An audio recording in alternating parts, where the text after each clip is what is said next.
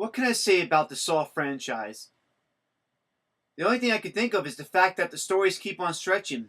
In this movie, Detective Hoffman plays a game of cat and mouse with Agent Strum. As some of you might remember, Agent Strum was the officer at the end of Saw 4 who got locked into the room with Jigsaw dead on the hospital bed.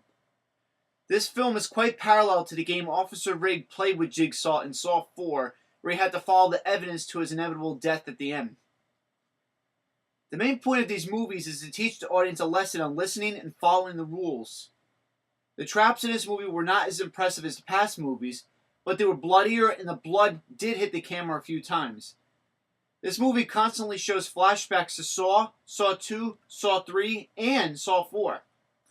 The film as a whole is one giant exposition to give the audience more on why Jigsaw picked these particular victims to play the games.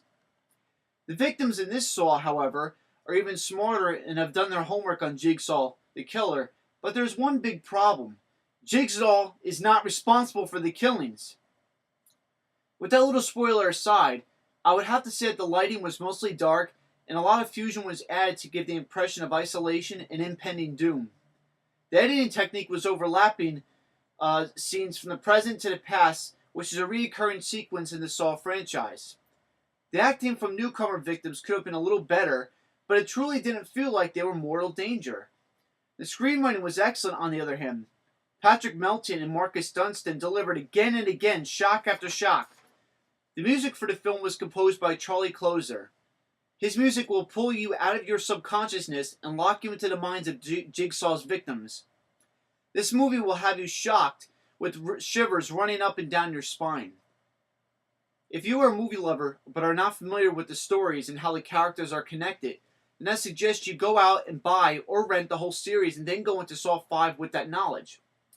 Pay attention to the box John Kramer, or aka Jigsaw, gives to his wife from his will. It will come back later to be a crucial part for the entire Saw series. For what it was worth, I would give this film 4 stars.